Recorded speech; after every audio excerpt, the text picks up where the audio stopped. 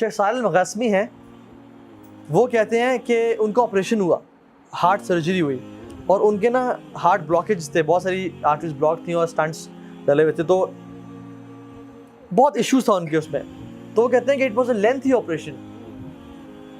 کہتے ہیں کہ میں بڑا پریشان تھا, ڈاکٹرز نے میرا آپریشن کیا, سکسیزفل ہو گیا الحمدللہ, ٹانگیں لگا دیے, میں اٹھا تو آئی واز ریلیکسڈ.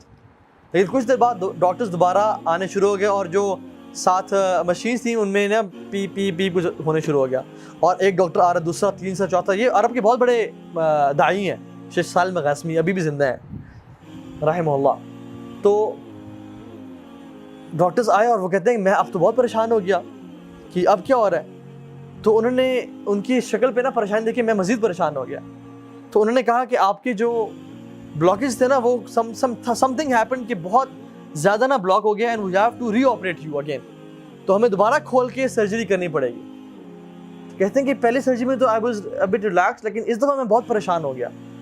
تو وہ لوگ جب گئے اپنی اکوپمنٹس لینے کے لیے اور اپنے چیزیں لینے کے لیے, تو کہتے ہیں آئی واز ریئلی ورڈ.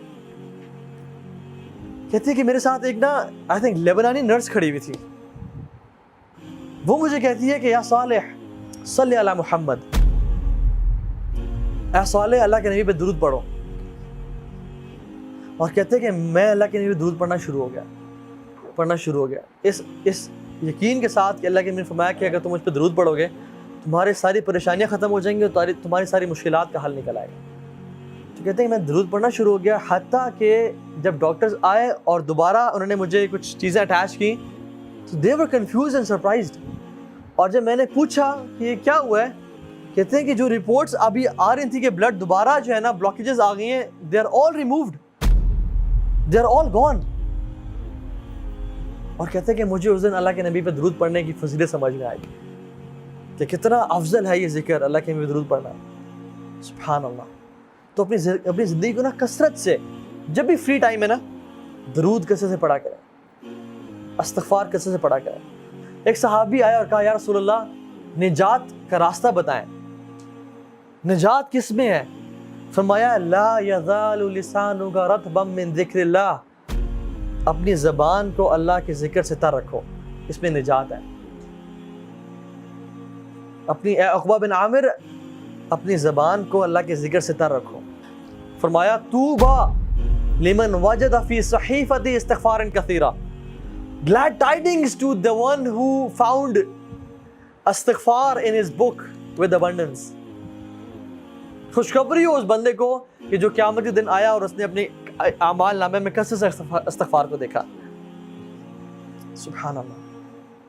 امام احمد بن حنبل سفر کر رہے تھے, بڑا فیمس واقعہ ہے. سفر کر رہے تھے, رات لیٹ ہو گئی, مسجد میں اجازت ہے کہ میں رات یہاں رہ لوں, تو انہوں نے کہا نہیں آپ یہاں رات نہیں رہ سکتے. تو ایک نان بنانے والا گزر رہا تھا, تو انہوں نے کہا آپ کیوں بزرگ کو تنگ کریں, بزرگ آپ میرے پاس آئیں, بابا جی میرے گھر رہ لیں. تو انہوں نے کہا ٹھیک ہے. تو وہ جب گھر لے کے گیا تو وہ رات کو نان, وہ تو آٹا گوندتا تھا, آٹا گوند رہا اور کہتا ہے استغفر اللہ استغفر اللہ.